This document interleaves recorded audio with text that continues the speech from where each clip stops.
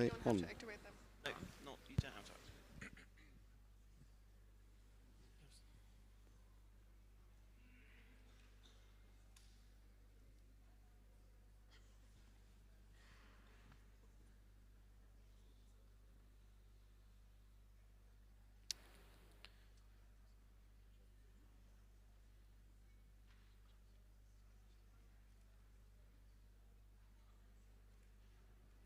Hi, good morning everybody, and welcome to, I was going to say the first panel of the day. It's actually only my first panel of the day. You're probably onto your third or fourth by now. And we're going to be talking about yet another, every room so far there's been an elephant in it, and we've had to talk about it. And this morning's elephant is the potential of AI to create more dependencies in news organisations on platforms. There you go. I've edited the title of our panel even without ChatGPT.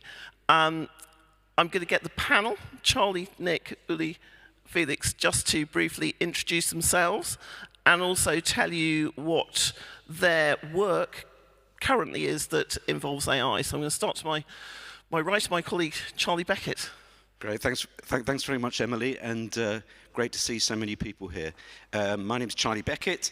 I used to be a journalist at places like the BBC and Channel 4 News. For the last 15 years, I've been a professor in the Department of Media and Communications at the LSE. I run a think tank there called Polis. It's an international journalism think tank. And for the last 4 or 5 years, I've been running the Journalism AI project, which is a global initiative. Like this festival, it's sponsored by the Google News Initiative, and we have worked over that time with hundreds, if not thousands, of journalists literally around the world, helping them to understand AI and helping them to see what it can do to support their journalism in a responsible way. And we do loads of kind of training and information and experimentation and online workshops, and we have a lovely festival as well, but ours is online. It's not in spectacular buildings like this. Well, we're definitely not coming to that then, if it's not in somewhere like this. There's no Aperol Spritz. Thanks very much, Charlie. Nick. Hi everyone, good morning. I'm Nick Diakopoulos. I am an associate professor in communication studies and computer science at Northwestern University. I run a lab there, the Computational Journalism Lab, do a lot of research on the impact of AI automation algorithms in the media ecosystem, in the news ecosystem, in news production.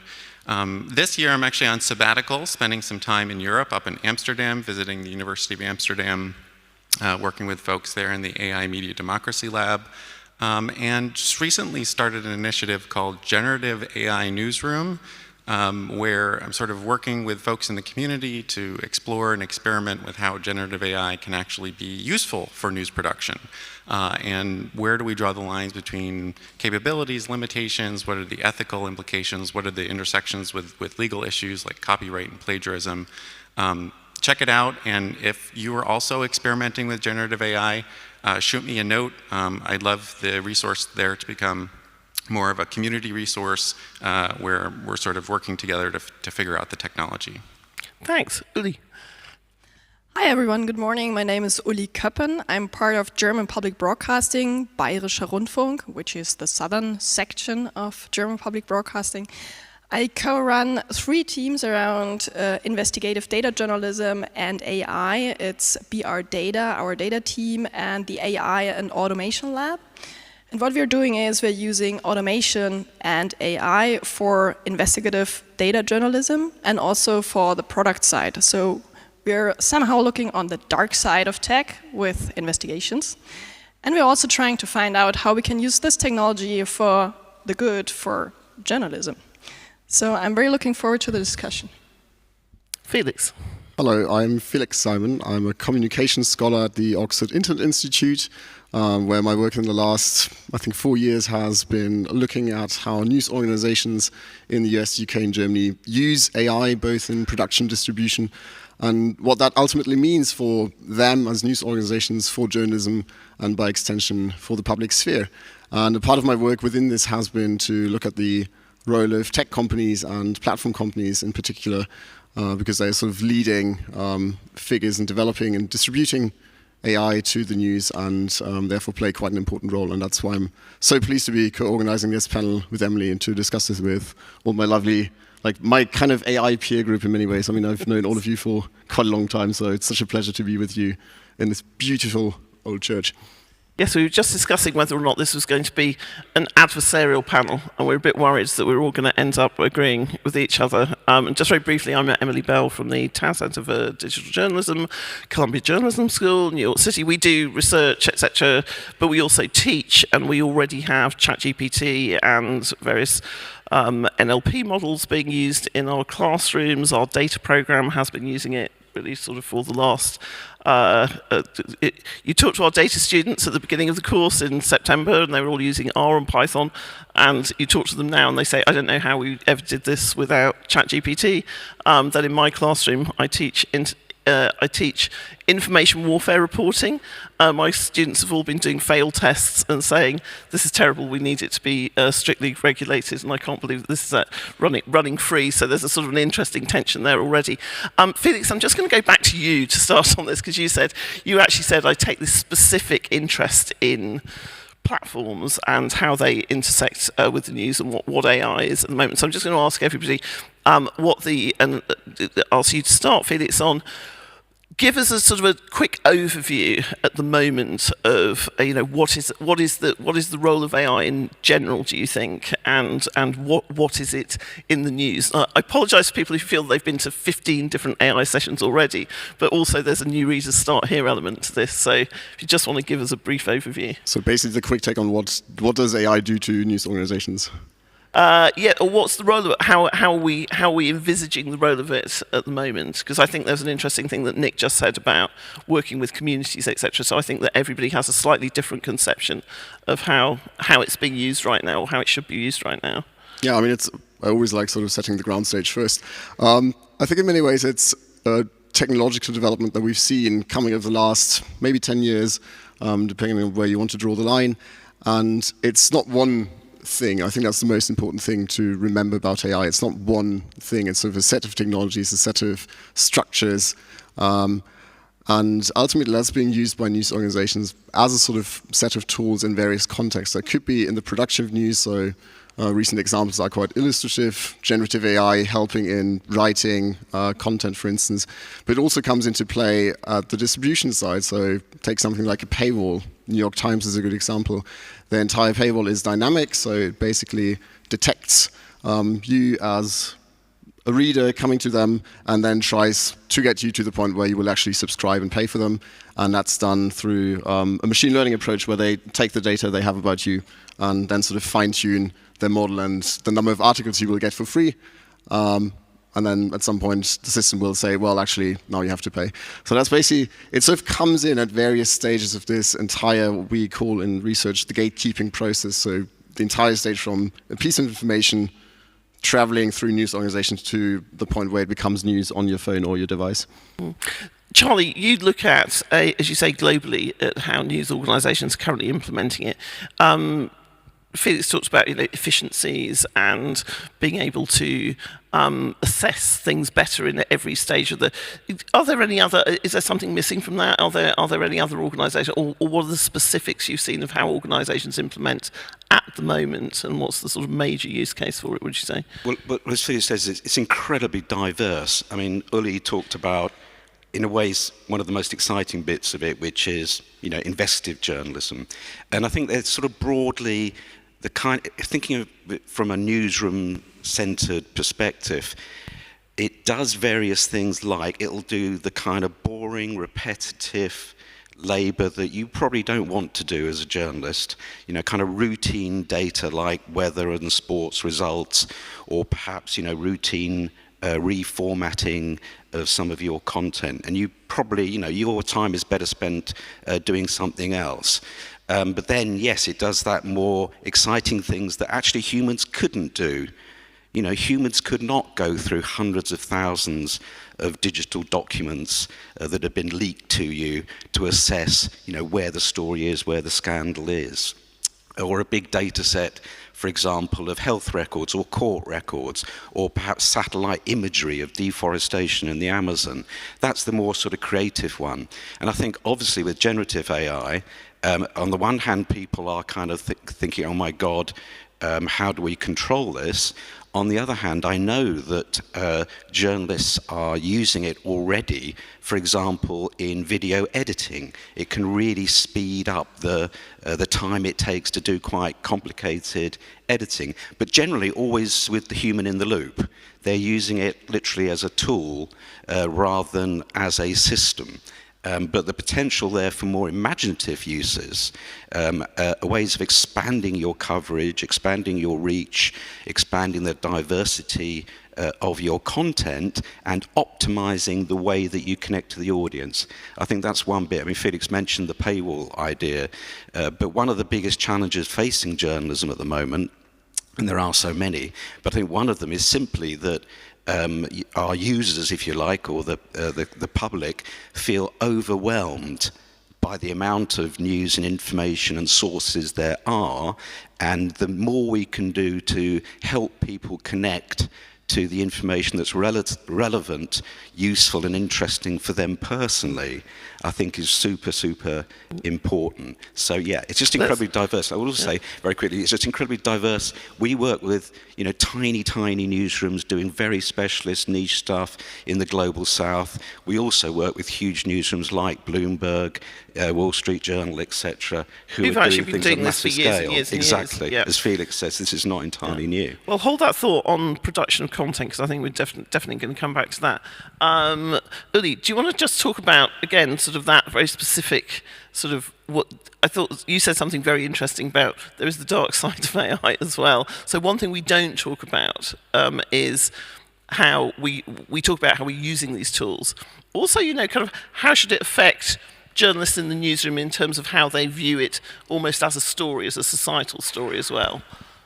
It absolutely is. It has those two sides, as you said, and I call it the dark side, or let's say the side where we should discuss as a society. How do we want to use algorithms? How do we want to, embed them into our systems? How do we want to talk about them? Because I think there's not much talk about, is there a good use for them and how? Because the how is so important. It's not the tool is bad or the tool is good. It's a tool. We can use it. And we have to decide how we are using it. For example, all those scoring algorithms out there, they are already there.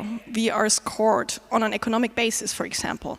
So we have to discuss, is that good for our economic systems? And I think there are some arguments pro. And how do we do it that it serves us as a society? So this is what we're doing as investigative journalists. We're looking at those systems that work algorithmically. AI is just one part of it. And there's, a certain hype around AI, of course. I always use this hype as an excuse to discuss it as a broader set of tools. So I would look at automation in society from an investigative point of view and also from a product point of view. It's very useful to assess what you can use those tools for as a broader set of tools, as you said before, Felix. I think that's such a brilliant point, and one which I think is often missing, and I think we'll come back to it in this panel, that question about not just the assumption that implementation is automatic without actually examining what does it do, both kind of institutionally and culturally. But I think that's kind of what's happening. You know, that's what's happening right now. To listen to Charlie and other folks on the panel. I mean, a lot of the technology is almost becoming invisible in the newsroom. I mean, you know, we're using AI to transcribe interviews all the time. It's used to optimize the paywall. It's used to optimize subscriptions. You know, technology follows a trajectory where it becomes more normalized, and maybe we forget that we're using this very powerful technology. But it's important to come back to that critical element and always be thinking about, well, how is this shaping our news production process? How is this changing or potentially influencing our goals, our values? What do we stand for? And to try to be deliberate about making it visible again where it's actually being used. So I'm going to go to the, so Charlie very kindly offered to play the role of, I think what you said, Google lackey. So the heart of the question about this panel is really, okay, so this all sounds great, but these are tools and methods and ways of working and assumptions about how many people you'll have in a newsroom, which are to some extent increasing dependencies on large-scale technology companies.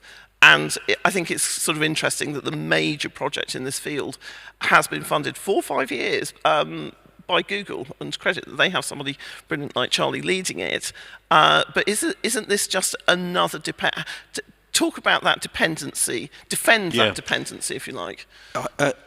It's not just a dependency. I think there's a kind of risk generally around these technologies.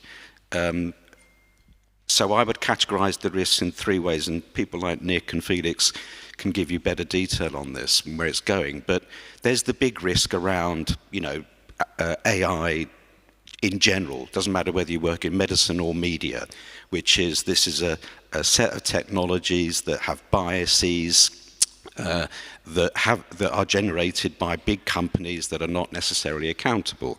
So I think that's a universal concern for everyone. Then I think there's the very specific concern for journalists. Is this tool I'm using accurate enough? Is it dependent on data that is not representative, for example?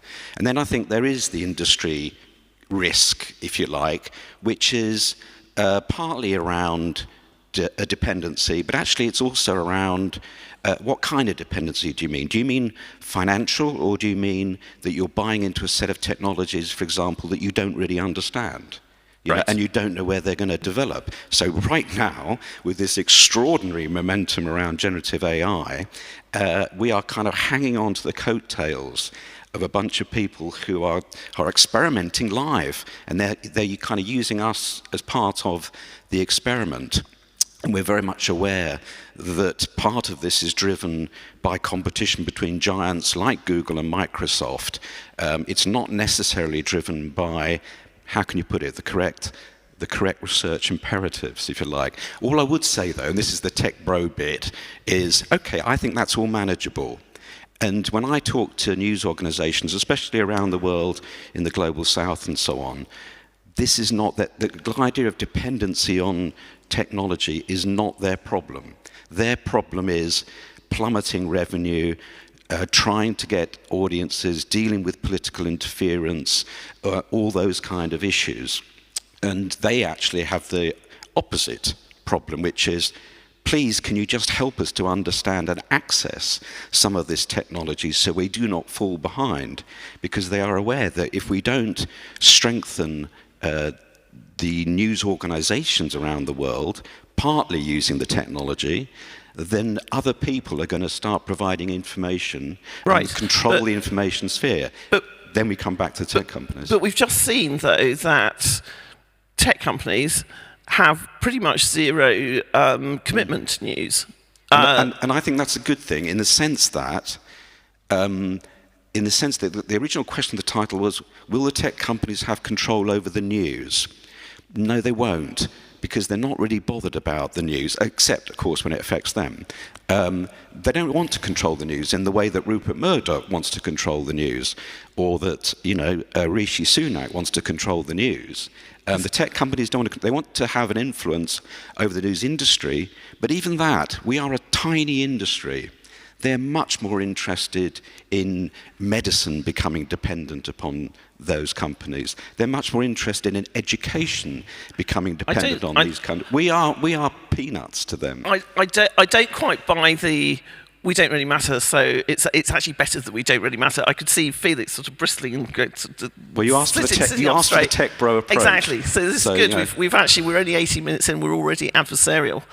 I mean, I'm not so much bristling. I think there's just basically it's a question: how do you define control in the first place? And I do actually agree with Charlie if we want to make the argument that, for instance, Google or Facebook, now called Meta, want to control what is being written, say, about them or someone else through AI, which they sort of bring into newsrooms, or which is developed by them and then brought into newsrooms. I think that's clearly an argument that's very hard to make. I don't actually subscribe to that personally. But if we think control as controlling the conditions under which news work, broadly construed, takes place, both in the production distribution, then it's a different story. And that could be as simple as saying, well, if you have an AI tool in a newsroom which helps you as a journalist to, say, transcribe something or analyze something, and you don't actually have an insight into how this tool works because you have not developed it yourself, you're completely reliant on a company who has its own sort of set of interests, then that's a form of control of the condition of how you do your work ultimately. And that might not necessarily be used for nefarious purposes, but I think we sort of have to broaden the understanding of what control means in this context. And it's not just control, right? I mean, if we do broaden out, we can talk about something like power, which kind of gets at the idea of an ability to influence another person's or entity's behavior. And it's not just about newsrooms using AI and tech having power through that route. It's also about tech putting generative AI out in the world so that anyone on the planet can use it and produce misleading information, which is another way to influence the media ecosystem, and which has huge ramifications for journalism in terms of having to then fact check that information or debunk it or spend time interviewing people, you know, asking questions about misleading information that was produced by a model, or having to look up a reference to a URL that doesn't exist.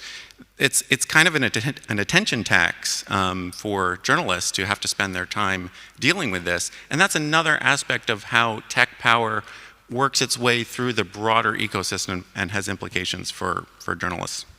And I'd love to add another layer of dependency, the economic dependency. We have to make very, very conscious decisions about what kind of algorithms we are using and how. Very practical example, we are right now training an algorithm that helps us filter our user comments. This is something all the newsrooms do in the whole world, and you can use a lot of vendors for that. But you have to make with algorithms that are trained with data, you have to make a very conscious decision that your data is training a foreign algorithm, and this algorithm is becoming better and better with your data, and you will be happier and happier to use this model. But if you want to change vendors, it's called a vendor lock-in, it won't be easy. We don't only have this whole implementation stuff we have to take care about, we had to do before, but with AI and training data, we also have to be aware of that we are really having a treasure. It's our own data. And we have to make a conscious decision about, are we training our own models or not? And there are pros and cons. I'm not absolutely pro, we are only training our own models and we have to be independent kind of discussion, because, I mean, there is so much tech out there we can just use. But it can be open source, for example. It can be used by others, for example, and this environment will grow and grow, and perhaps we as media companies should support this environment. So first part of our decision. And second part, a purely economic one. What if we want to change vendor? And this decision has to be very conscious, as I said, and you have to have those thoughts before. Felix, yeah, just briefly riffing off this before I will hand over to Charlie, who I think wants to respond to that. It kind of looked like it, but I think one of the things Uli just described is really interesting. In many cases, news organizations are not quite aware of where they are sort of dependent on the infrastructure provided by what is pretty much an oligopoly of big tech companies. And I'm not going to say that they are sort of all evil. I think all those sort of big platform business, they have multiple interests. They're sort of quite multipolar in their governance.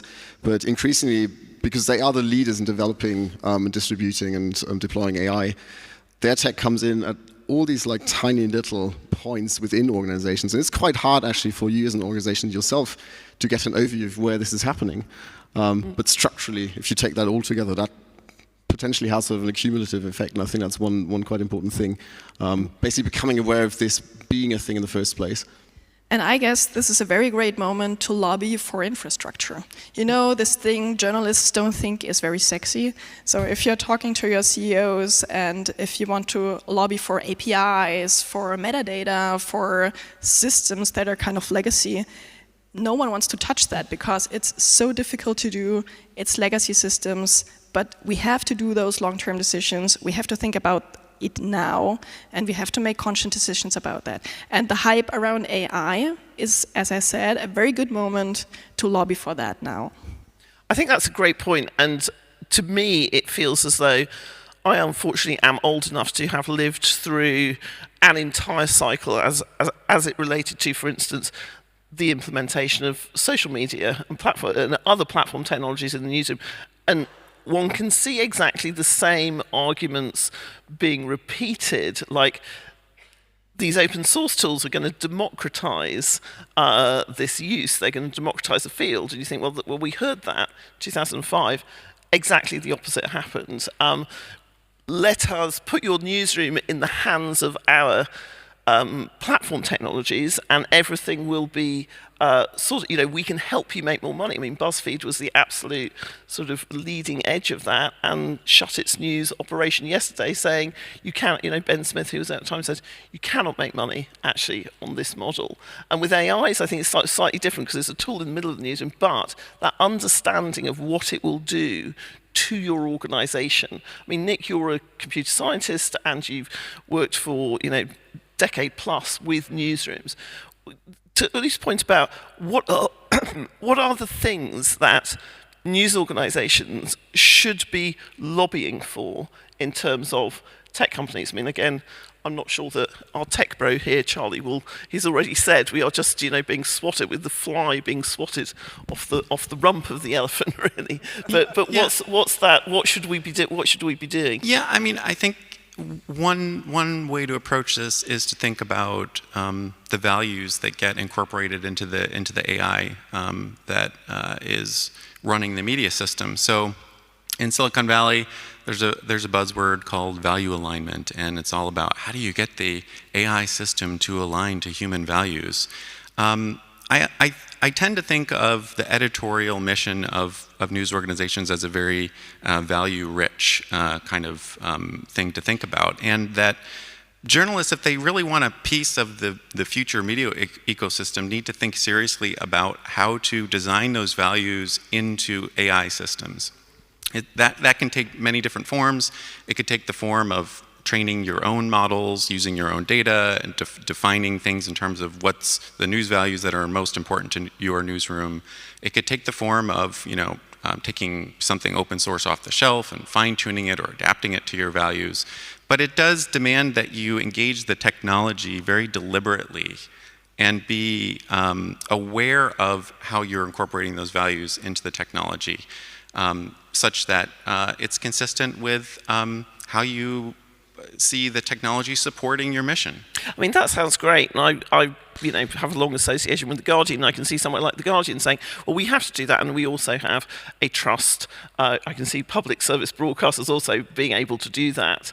Uli, do you want to make a point on that? Because I feel like that might be an option for a small number of elite organizations. I'm not sure whether it's actually an option for really pressured commercial organizations. Mm-hmm. Good point and good question, because I won't have a final answer to that, I guess. But to your point, Nick, using technology for your own USP, this is kind of a mantra we are always repeating when people ask us, how can we use this technology for our means? Have a close look at your digital USP as a media house, and perhaps rethink it, and then look at technology and see how this technology can support this USP. And to make it practical, we as a public service broadcaster, we are using it for public service personalization. We, for example, built a prototype around personalizing audio news in a regional way. So not sending our users into filter bubbles, but regionalizing news. And we are using algorithms to segment our audios, to recombine them in a regional way, and to offer a new digital product. If you have such a prototype around, you can test very easily how your users perceive that, and then you can move forward. So using this technology for your USP is the one thing, and the other thing I would love to say, we're seeing a lot of ethical guidelines coming out right now. We also published ours, and I really appreciate that. There's a lot of talk around what can we do with AI and automation, and how can we do it in an ethical way. So this is also, I guess, what you were talking about, Nick. Yeah, and I really do think it comes down to values. You know, you might have heard Elon Musk is launching a new AI effort to train Truth GPT, and this is really sort of the beginning of the politicization of AI, and that's because AI incorporates a lot of values in terms of how the data is defined and how it's used to train and fine-tune these models. And it's going to get political, and to the extent that journalists want, you know, some kind of depoliticized model that incorporates how they see the world, or think the AI should see the world, then I think they need to get on board with developing their own tech. And that's always been the case, hasn't it, Nick? That any tools and technologies involve editorial values. We, as an industry, we used to be highly dependent on advertising. And I remember, you know, learned books about how, you know, news media was being controlled by corporate interests because we're so dependent on that revenue. Google has fixed that for us, in fairness. That's right, because they've taken the advertising away, so we don't have that temptation anymore. But the whole point of my project is not to, you know, to throw the technology at newsrooms. It's actually to try and empower them to think about how their values, their editorial mission relates to the adoption of these technologies. And, you know, that could be because you're a very mission-driven public service newsroom, or it could be you are a more commercial one. And it's a tool, so you have the option of using it to deliver clickbait and rather shallow commercial journalism, if you want. And I think, you know, we are already in that situation where you can have a very powerful media organization, as we saw with the Dominion case currently in the States, who can pump out lies and propaganda. So it's always been part of the editorial debate, if you like, the ideological debate within the news media. This, in that sense, is nothing new, and we should be better at this, because that's what journalists do. They have editorial values, they make judgments, they edit themselves to make sure that what they're doing adheres to those values. And Uli knows, because she's worked with my project, that you can actually use the AI as a way of accounting for your ethical values. You can use it to address not just the biases of the technology, but perhaps the biases of your own journalists as well. So, you know, I don't think we should see this as some kind of virgin territory. You know, any experienced journalist who's been, as you said, Emily, you've been through it yourself, the going online, the adoption of social media, and in that sense, we've had some experience. Although I agree, this is different in many ways, but we have got experience of it. But we also made critical errors, I think, and I'll hold my hands up to that as well, in being too optimistic about the implementation of the technology. And so in some ways, I guess I'm asking, you know, are we just entering another cycle which moves at faster speed, greater scale, with a similar level of inability, really, to sort of to tackle it on our terms as a news industry, and that is something that worries me, that we will see rather what happened with social media, which is, you know, the news media saw it as an opportunity and a threat, and then ultimately didn't really understand enough about what it was going to do to the whole field, and didn't really at the point at which they did start to understand it, didn't really have the resources to do very much about it. Am I being overly Nick? Am I being overly pessimistic about this? I mean, I think news organizations have got to play this in different ways, and they've got to investigate the technology as much as figure out whether or not they want to incorporate the technology and how they're working. So another, lever on tech power is to, investigate it, report, accountability reporting, and use that as a way to try to shape how the technology evolves. And I think just very quickly on that, there are some fantastic organizations like the Markup doing great work on actually using AI to report upon AI. It's an amazing. But I would make a big plea that all journalists need to know more about these technologies, because it's not just about the impact on our industry, it's about the impact of these technologies on every aspect of the lives and the world that we're supposed to be reporting upon. Yeah, I think that's a great point. And actually, when you look at there have been lots of really fantastic panels about AI at this Perugia. In fact, as somebody was saying, you can always tell what's happening in the industry by the dominant theme of the panels, and AI is definitely it. But I don't know that we've had many on. We've had how to use the tools, but we haven't had many on actually covering the field and the technology and the societal impacts. Go to our website. There is stuff on that. And it's very inspirational, and I think it's very, very necessary. Yeah, and of course we've been developing techniques for algorithmic accountability reporting. Now AI accountability reporting. We've been developing techniques for 10 years, and the Markup is doing it, and there are others who are doing it. We probably need like 10 times as much investigation of technology in society. I'm going to go sorry, yes, go on. Jump in, sorry. I guess it's a horizontal layer, like climate reporting. It's not just one silo team working around AI. It helps if you have specialists, because you need people who have statistics knowledge, who are machine learning guys. So we really appreciate the specialist team we have.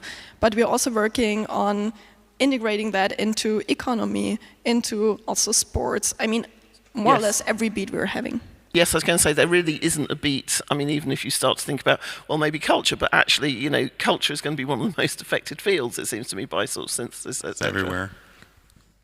Could I just make a final note on this? You can. Sorry, just think of your questions and put your hands up. We were like, let's go to audience questions, but I don't want to stop Felix. No. It's just one thing I found interesting over the last couple of days. I mean, all the AI panels were so interesting and really great, and I appreciate having them and being able to go to them. But a big problem with this is we sort of tend to focus on the nitty-gritty details, and is this tool going to make such and such difference for what I do?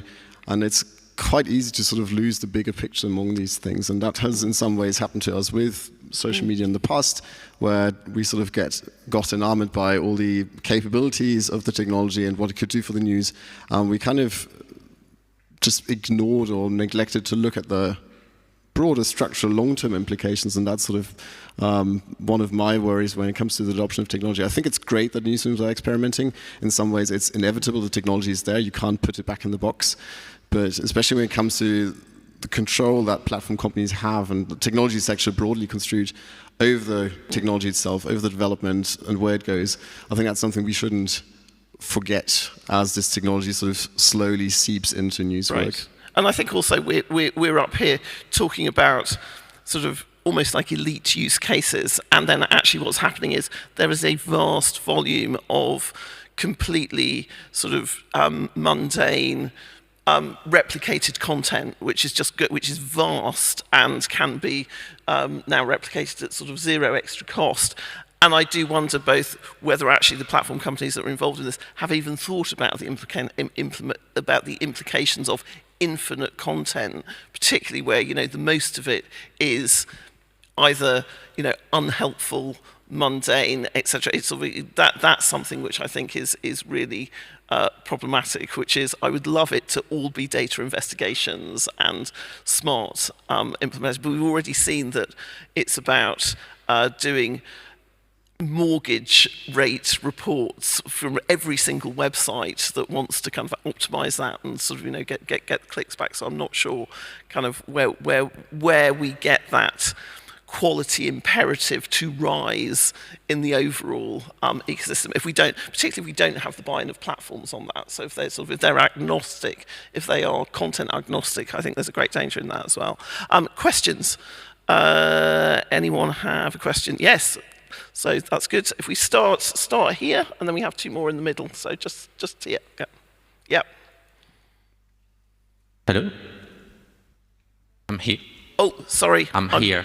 I'm looking in the wrong. Yeah. I'm sorry. Yes, fine. No problem. So we'll start there, and then we'll go over there. Okay. Yes. So could I give technology giants more control over the news?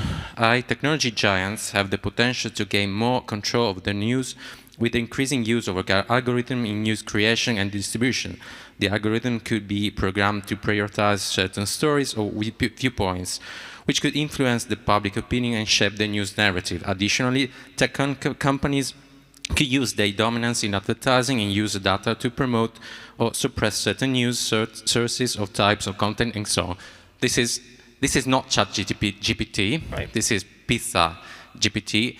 And I'd like to ask, so what are the consequences that the fact that in Italy ChatGPT is not allowed because of the current debate of regulation and so on? So what's the path of regulation, and how can we solve that? So I think, yes, that is a great point, which is, this unevenness of regulation. Who wants to pick up the regulatory? Nobody's looking at me now, Well, so Nick will do it. I could say something about the Italian restriction of ChatGPT, because I ran a session on generative AI in the newsroom a couple of days ago, and as soon as I landed in Italy, I'm like, ugh, are people going to be able to use this? Because I'd like to demo it.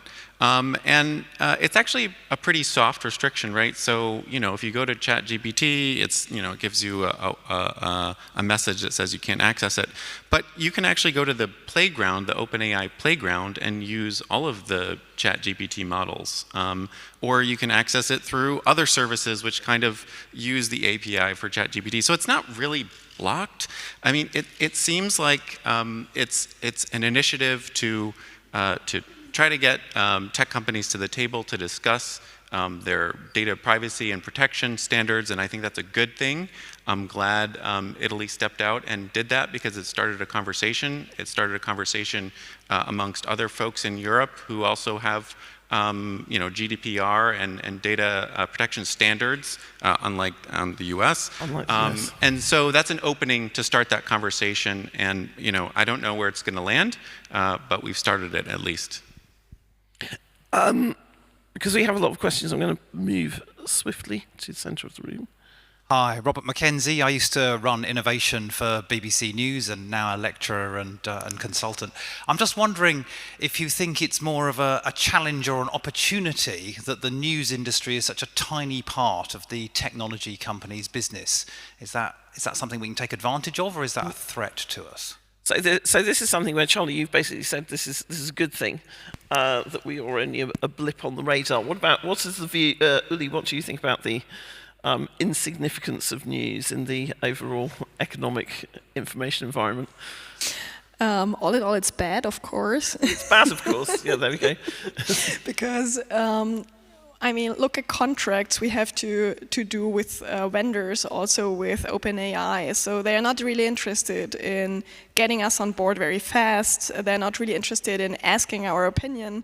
And saying what you want is one way to talk to tech firms, and tech firms seem to be interested in news because, we are in a unique position to reach audience, so we're in part interesting for them. But I agree, we are just a tiny bit of the economy, and sometimes I would love to see us a bigger part of this economy. Yeah, and I think one of the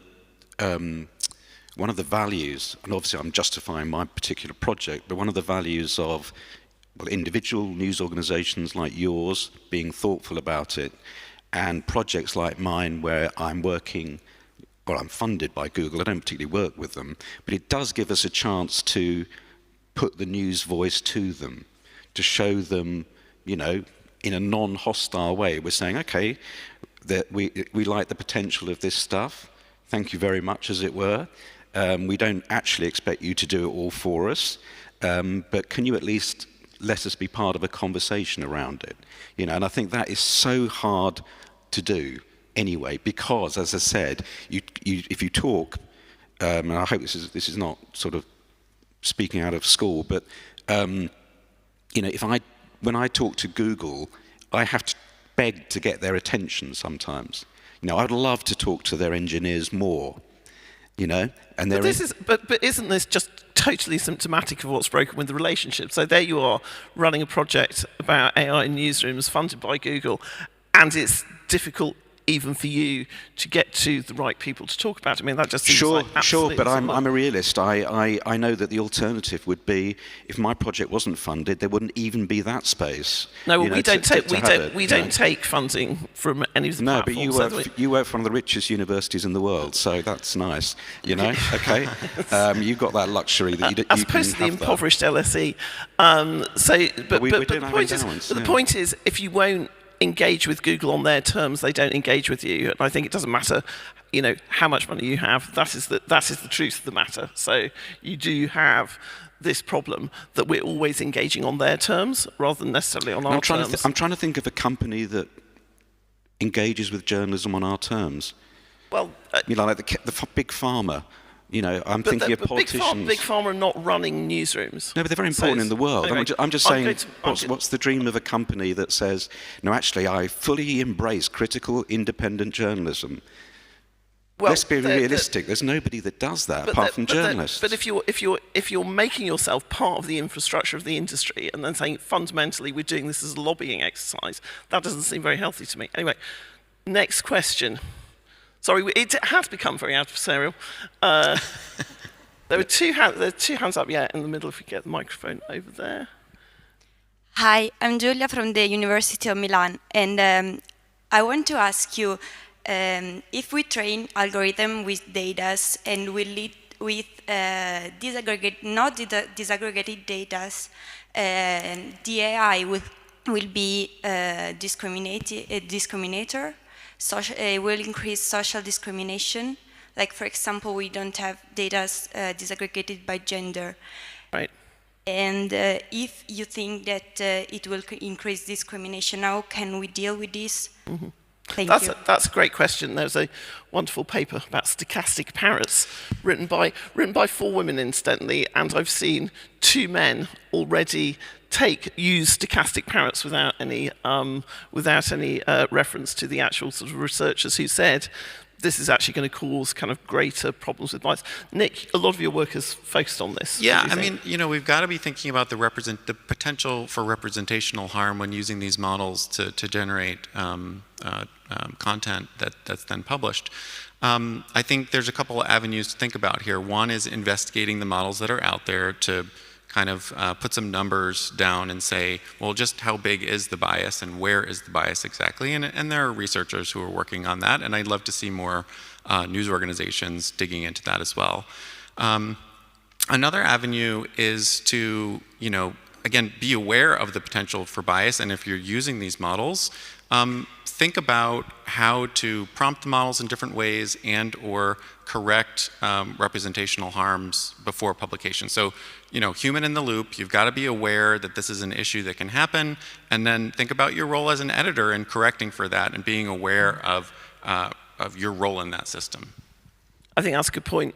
Chris Moran at The Guardian always says, just think about it as you would think about the rest of your journalism. Like, you know, you don't think about AI sort of sitting separately. How do you think about that, Ali? Because you're, again, in terms of, you mentioned this, what about the things that it will exaggerate or amplify, and how do newsrooms correct for that? Yeah, great question, and it goes back to dependency as well.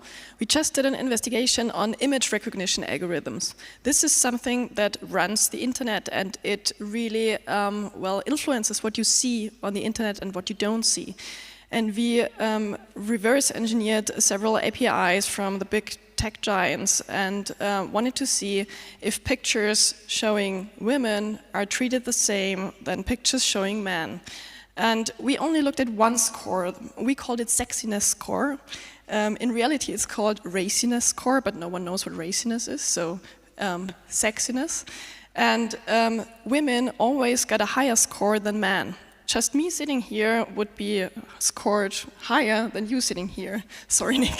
Oh, that's a bit harsh, but yes. But in reality, this is a bad thing because you have a bias in this, foundational technology. And if people are using those APIs, like media companies using those APIs, you have this bias in your product and you're not aware of that. We need more of those investigations. We need to be conscious about what we are using.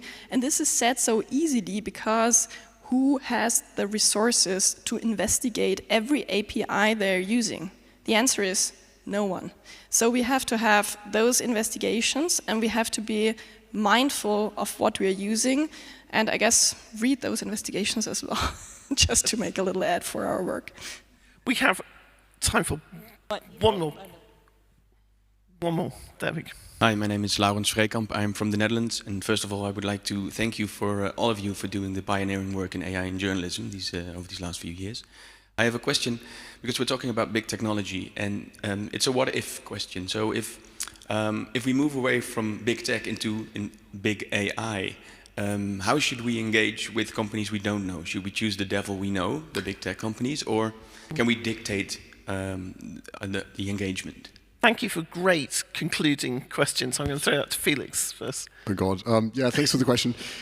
I think in general the same rule should apply everywhere. You should always look closely at the company or the vendor you're working with, and you should try to scrutinize what they're doing and how they're doing it and how it's going to affect you, and ideally also not just you but the entire news industry and therefore the public.